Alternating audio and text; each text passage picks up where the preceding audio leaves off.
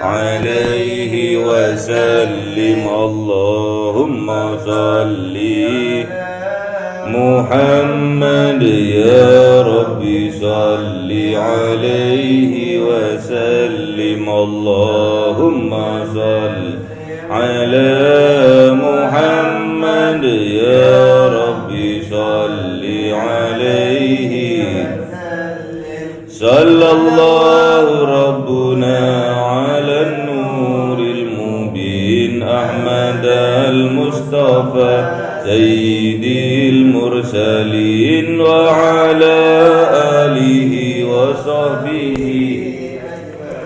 والحمد لله رب العالمين. رضيت بالله ربا وبالإسلام دينا وبمحمد نبيا ربي زدني علما وارزقني فهما لرضا الله تعالى لهداية الله تعالى لرحمة الله تعالى لشفاعة رسول الله وببركة مؤلف هذا الكتاب الفاتحة. أعوذ بالله من الشيطان الرجيم. بسم الله الرحمن الرحيم. الحمد لله رب العالمين الرحمن الرحيم مالك يوم الدين إياك نعبد وإياك نستعين اهدنا الصراط المستقيم صراط الذين أنعمت عليهم غير المغضوب عليهم آمين. Bismillahirrahmanirrahim. Faslun a'dzarus salati isnan an-naumu wan nisyan. Jadi ini bab menerangkan tentang uzurnya sholat. Uzurnya sholat itu ada dua. Yang pertama adalah an-naum, tidur. Yang kedua wan nisyan, lupa. Tapi sebelum masuk ke dalam uzurnya sholat, kita harus membahas satu hal lagi tentang wudu, tentang bersesuci. Bagaimana caranya kita berwudu apabila ada hal yang menghalangi dari sampainya air ke atas kulit? Itu dinamakan jabar. Jabiroh sama. Jabar itu penghalang sampainya air ke atas kulit, atau sering kita sebut dengan jabiroh. Jabiroh itu contohnya seperti apa? Seperti handiplas,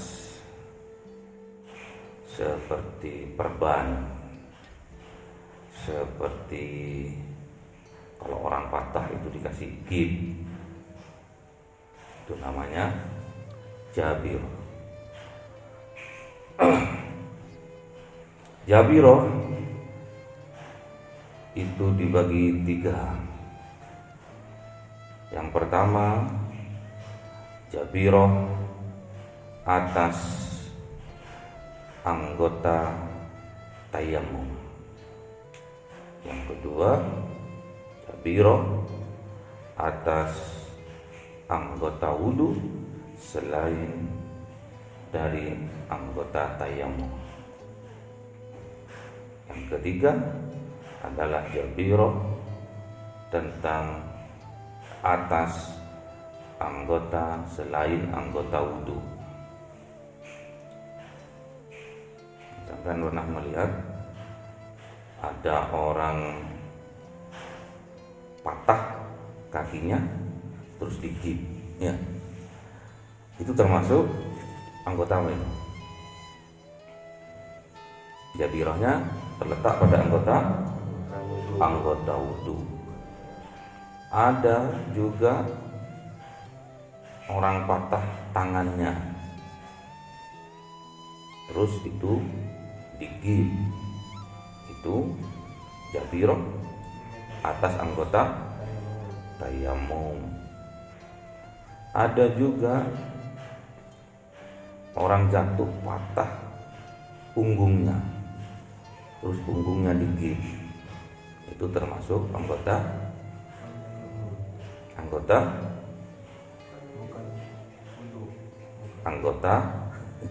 di luar anggota wudu.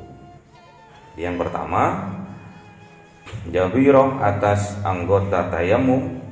Yang kedua, jabirah atas anggota wudu selain anggota tayamum. Dan yang ketiga, ghairah selain anggota wudu. Bagaimana cara kita berwudunya? Jadi kalau fikih itu sejelimet mungkin harus tahu. Jadi seolah-olah gampang, tapi tatkala kita atau keluarga kita pas kejadian, tapi semoga kita dijauhkan. Semoga kita dijauhkan dari bala, ya. Semoga kita jauhkan dari musibah. Yang penting sampean tahu, sejelimet apapun bab fikih harus kita ketahui. Terutama Syafi'iyah, fikihnya Imam Syafi'i. Yang penting sampean tahu, walaupun nanti dalam prakteknya sulit dan menyulitkan, tapi karena ini fikihnya Imam Syafi'i harus kita ketahui. Walaupun nantinya ada fikih yang lebih ringan dari imam yang lain,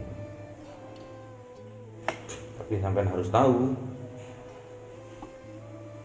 tentang fikihnya Imam Syafi'i. Karena kebanyakan di Indonesia mazhabnya adalah mazhab Imam Syafi'i.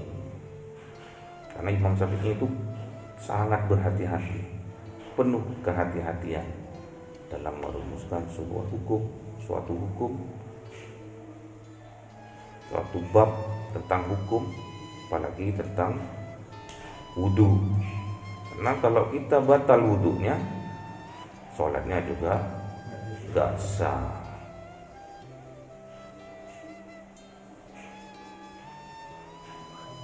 Ibadah apapun kalau kita nggak suci gak sah. Jadi sampai harus tahu. Yang pertama, bagaimana tatkala kita ada jabirah di anggota tayamum kita, misalkan di tangan. Di tangannya sampean ada luka misalkan. Ada luka, terus dikasih handiplas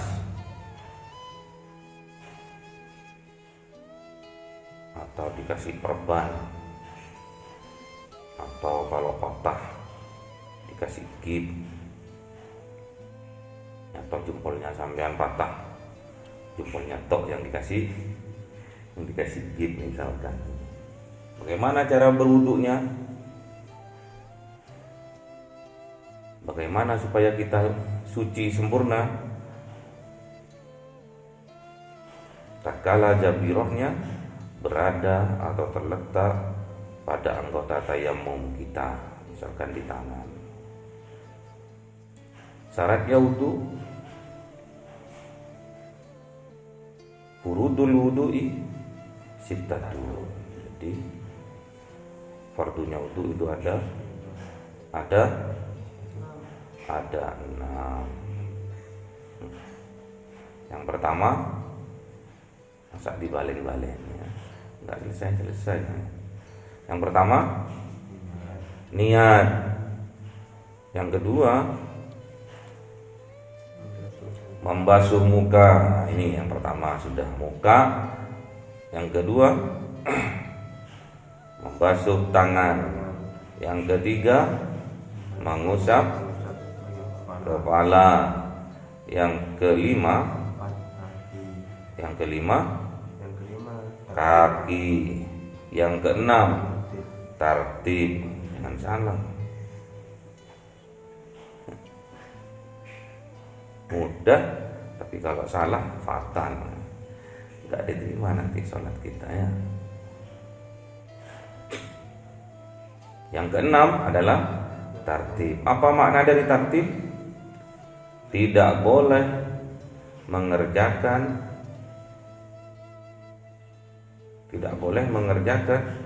apa? Tertib. Tidak boleh. Ini lanjutkan ini. Tidak boleh.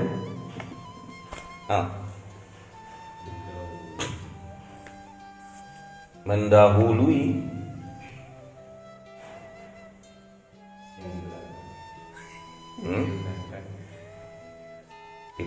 tidak boleh mendahului sebelum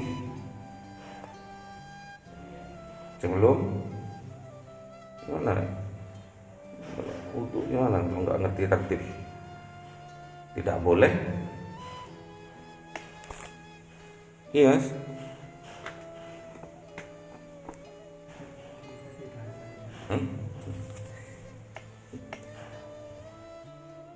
Mana tertib enggak ngerti.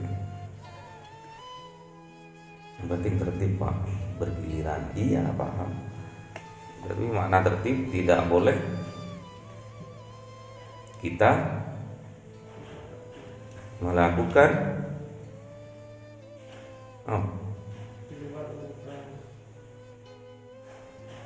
di luar urutan. Ya gimana? Mahasiswa aku nggak tahu. Ini pelajaran SD ini ya. Pelajaran MI ya.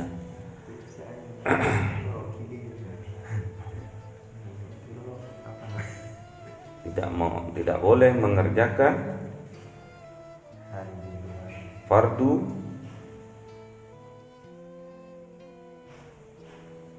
mana?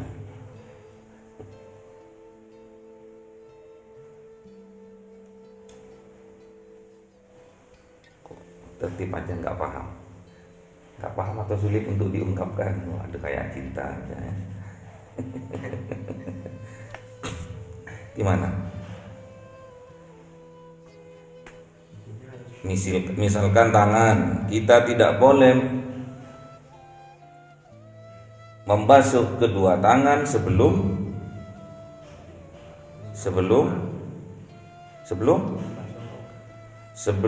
membasuh muka secara sempurna.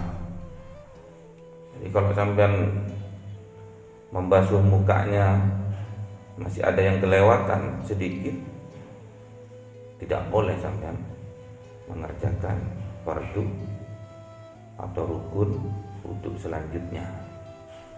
Disempurnakan dulu rukun yang satu, baru melanjutkan ke rukun yang kedua dan rukun yang ketiga, rukun yang keempat. Harus sempurna dulu. Kelakuan yang sebelumnya harus sempurna. Contohnya,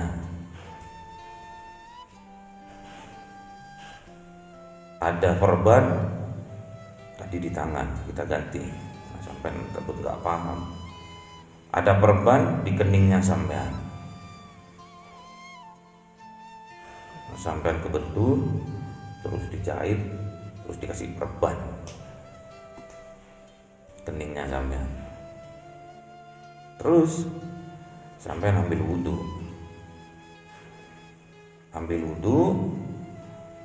membasuh muka bersamaan dengan niat.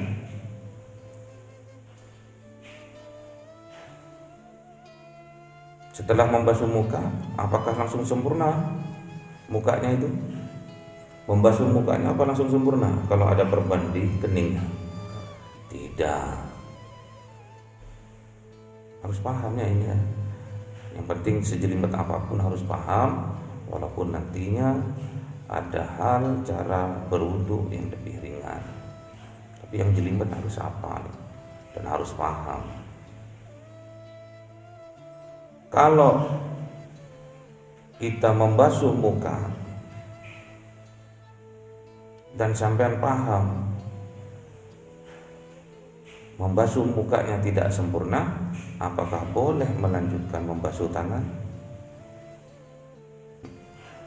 Boleh enggak? Tidak boleh.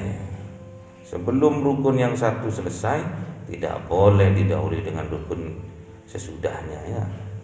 Kalau belum sempurna membasuh mukanya, tidak boleh mengerjakan rukun sesudahnya, tak boleh.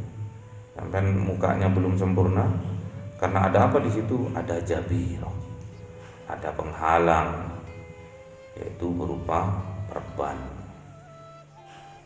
Caranya gimana? Tayamum. Ini Imam Syafi'i nya, biar sampean tahu. Jelimet kayak gini Imam Syafi'i. Jadi caranya gimana? Wudhulah, membasuhlah muka semaksimal mungkin, diratakan dulu.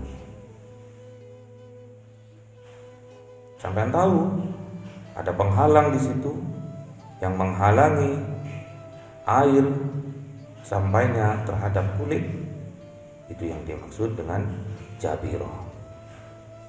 Kalau di Imam Syafi'i, keringkan dulu. Setelah sampean itu membasuh muka,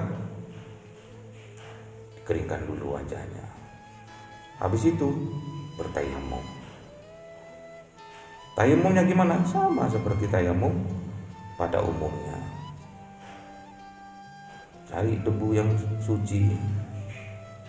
Habis itu kita hentakkan atau pukulkan telapak tangan kita di atas debu itu.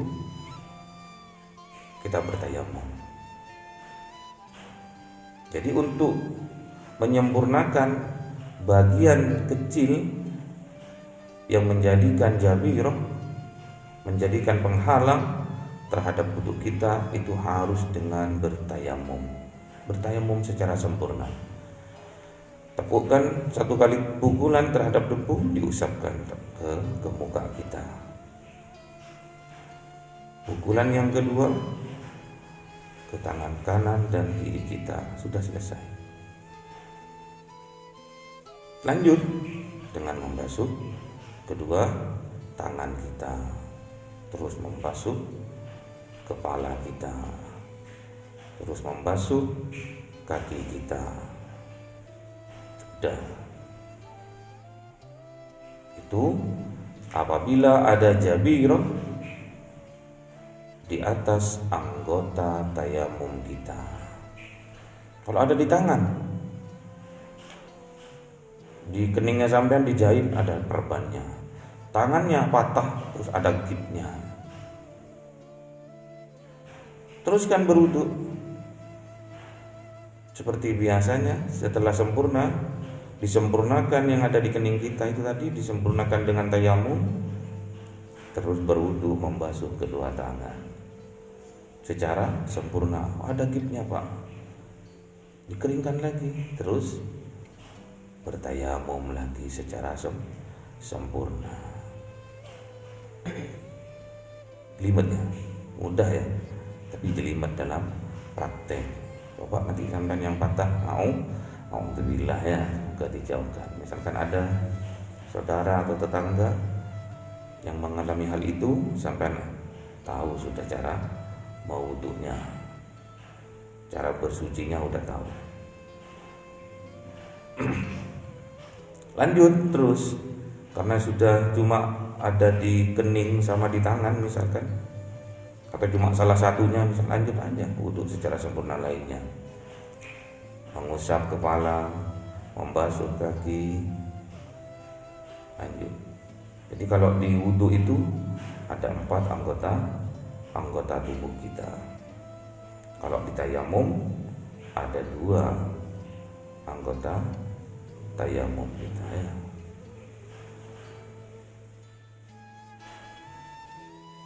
Terus misalkan ada di kakinya jempolnya sampean yang digip atau jempolnya sampean yang diperban misalnya.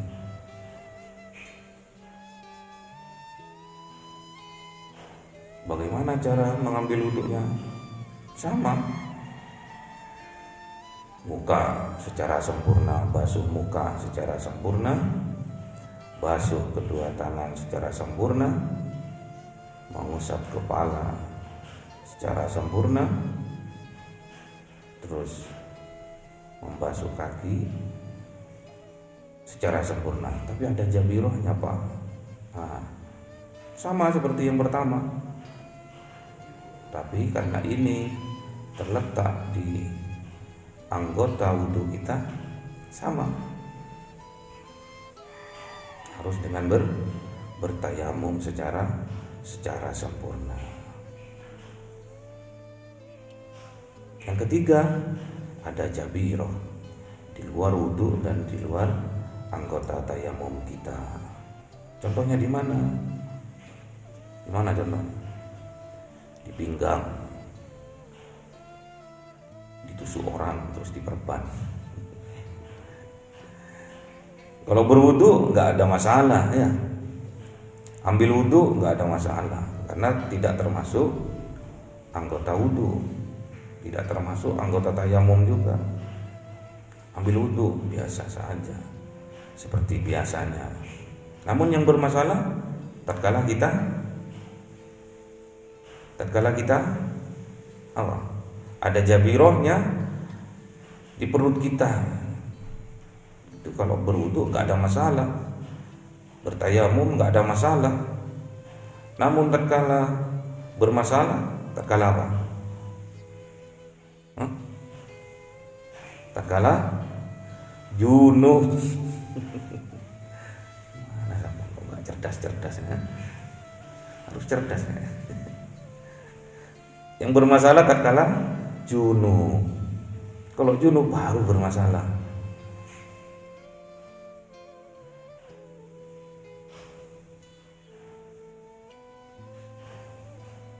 Nanti anggota junub apa?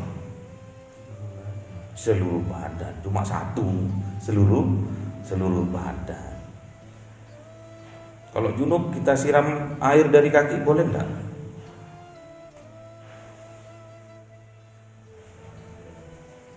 Dari kaki dulu terus naik ke paha, boleh enggak?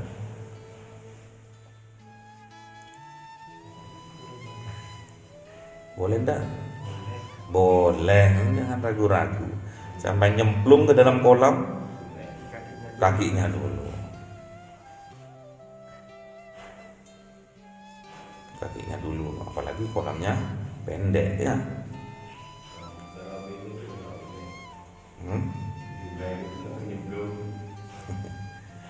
Kalau sampai sungainya nggak dalam, terus sampai nyemplung terjun dari atas, benjol semua kemananya ya. Misalkan junub gimana? Walaupun sakit, itu sebuah kebutuhan kelonan misalnya ya.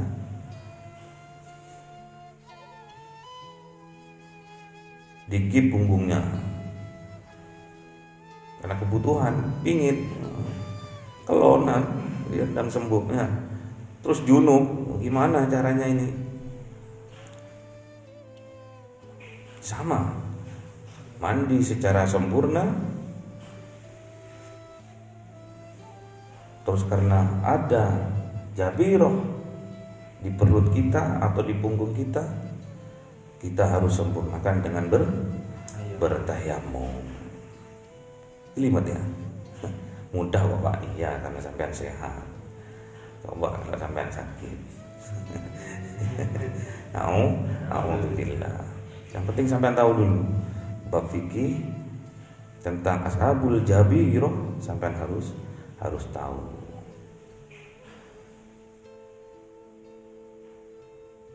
Jadi sampean sholatnya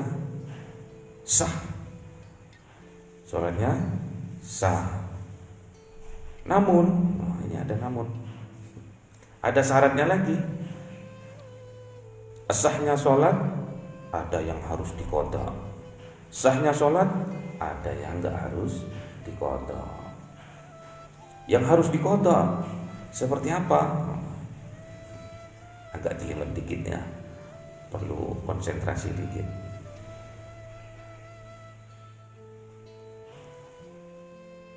Padahal sah, sholatnya sah, tapi sayangnya wudunya kurang sempurna, jadi menyebabkan tidak sah wudunya karena darurat. Sah kalau sholatnya, namun tetap harus diqadha tatkala kita sudah melewati sakit kita, musibah kita sudah lewati, sembuh misalkan, sudah kita harus mengqadhanya. Kecuali sebelum jabirah tadi, sebelum handiplas atau gip atau perban tadi dipasangkan ke tubuh kita sudah berwudu terlebih dahulu secara sempurna. Jadi misalkan sampean sebelum diperban tangannya misalkan yang luka tadi, sampean ambil wudu dulu. Udah darahnya sudah nggak ada, sampean ambil wudu dulu. Habis untuk cepat sembuhnya luka yang dijahit misalkan, terus secepatnya harus diperban. Kalau sampean sempat untuk berwudu sempurna terlebih dahulu, sholatnya sampean nggak harus diqadha. Dan yang kedua, perban atau jabirah atau gip yang dipasang di tubuhnya sampean ya, bukan saya ya, di tubuhnya orang yang kena musibah tadi tidak berlebihan, secukupnya. Kan handiplas itu masih secukupnya luka itu sholatnya sampean tidak wajib diqadha. Dua itu syaratnya. Satu, berwudu terlebih dahulu sebelum diberikan jabirah, dipasang jabirah. Yang kedua, jabirahnya tidak berlebihan. Yang wajib diqadha sholatnya ya melanggar dari dua hal tersebut. Jadi dipasang jabirah sebelum sampean berwudu secara sempurna. Atau yang kedua, sampean sudah berwudu secara sempurna namun jabirahnya berlebihan, lukanya cuma 1 cm, tapi karena sampean pingin ngetren dibalut sampai 2 meter, sampai tebel, sampai 10 cm tebelnya. Itu tatkala sampean sembuh itu harus diqadha sholatnya ya. Paham ya tentang jabirah, tentang penghalang tatkala sampean berwudu. Sudah kita bahas, jadi nggak ada lagi. Untuk selanjutnya kita membahas tentang wudu, tayamum, dan mandi besar. Kita masuk ke bab faslun a'dzarus shalah. Udhurnya salat isnan, ada dua. An-naumu, yang pertama adalah tidur, wan nisyan, dua, lupa. Jadi kalau sampean ketiduran sebelum masuknya waktu sholat, sampean ketiduran, misalkan sampean tidur jam 3 pagi, baru datang sampean tidur bablas sampai jam 7 atau jam 8, berdosa enggak itu sampean meninggalkan sholat itu? Tidak berdosa karena ketiduran. Tidur sebelum masuknya waktu sholat. Ada juga dua, tidur setelah masuknya waktu sholat. Misalkan apa? Sholat isya jam 7:30 karena sampai baru datang, capek, sampai leye-leye dengan keyakinan bahwa nanti karena kebiasaan sampai jam 3 sholat tahajud misalkan, sampai penuh keyakinan di dalam hati, nanti aku akan sholat isya nanti jam 3 pagi. Walaupun sebetulnya sholat di awal waktu lebih diutamakan, tapi karena ini kis khususnya, sampai tidur setelah masuk waktu sholat, manjing waktunya sholat, sampai tidur dengan penuh keyakinan bahwa akan bangun nanti jam 3, atau sampai setel beker nanti jam 10 aku tak mandi terus sholat isya, atau sampai pesan sama temennya, Mas Anang nanti dibangunin ya. Loh kok tiba Mas Anang juga ketiduran. Yang penting sampean punya keyakinan, punya punya niatan dan yakin sampean akan bangun di dalam waktu sholat itu juga dianggap udzur karena ketiduran. Yang kedua, karena lupanya bukan karena maksiat, lupa karena beribadah. Apa contohnya lupa karena beribadah? Kerja, lembur, karena di pabrik cuma kedengaran suara mesin,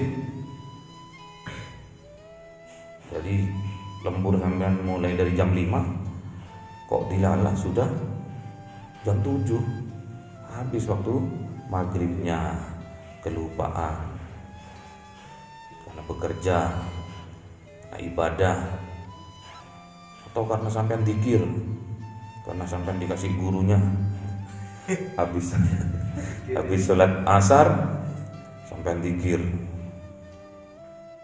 di dalam gua atau di dalam kamar sampai zikir, saking husuknya sampai jam 8 baru turun. Loh, kok sudah isya ini, maghribnya sudah terlampaui, sudah terlewati sudah maghribnya. Itu karena lupa, karena tidak tahu, karena beribadah juga gitu, zikir. Atau sampean mengejar target menghatamkan Al-Quran, waduh tinggal 5 juz, tak selesaikan aja habis asar, terus 14 karena sampean 5 juznya itu diejah akhirnya sampai isya kelewatan. Itu juga dimaafkan, termasuk undurnya sholat. Jadi lupa karena tidak bermaksiat itu termasuk udurnya sholat. Jadi di sini dijelaskan udurnya sholat itu ada 2, sebetulnya ada 4 ya. Di kitab yang lebih besar, bukan besar lebar ya, enggak, di lebih tinggi sedikit itu ada 4. Yang pertama karena ketiduran, yang kedua karena lupa, yang ketiga karena dijamak takdim atau jamak takhir, itu di makfu. Kalau sampean kan meninggalkan itu, misalkan asar diniatin, sholat duhurnya di waktu asar, namanya jamak takhir. Jamak takhir dikosor lagi, jadi cuma 2. Jadi meninggalkan waktu sholat duhur karena di jamak takhir ke waktu asar itu juga termasuk udurnya sholat. Dan yang keempat karena ada ancaman boleh perang, bukan perang, ancaman mau dibunuh. ancaman mau diperkosa. Kalau kamu sholat, tak perkosa. Karena yang mau membunuh atau yang memperkosa ini orang kafir. Kalau kamu sholat, tak tebas lehernya. Itu boleh tidak sholat karena termasuk udurnya sholat. Tapi lihat-lihat yang mau membunuh, lihat-lihat yang mengancam. Kalau yang mengancam anak kecil umur 3 tahun, kalau sholat tak bunuh lu. Percaya enggak sampean tuh? Dibunuhnya pakai pisau-pisauan. Ya enggak ya. Walaupun ada ancaman, tapi kalau itu tidak menyebabkan ancaman kematian, itu bukan termasuk udurnya sholat. Tapi kalau sudah ancaman terhadap kematian oleh orang yang kafir, yang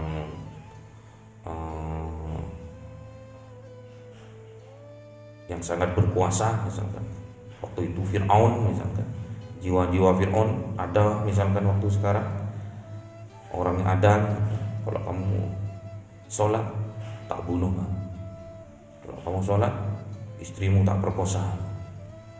Ini boleh kita meninggalkan sholat karena termasuk udurnya sholat. Faslun syurutus sholat.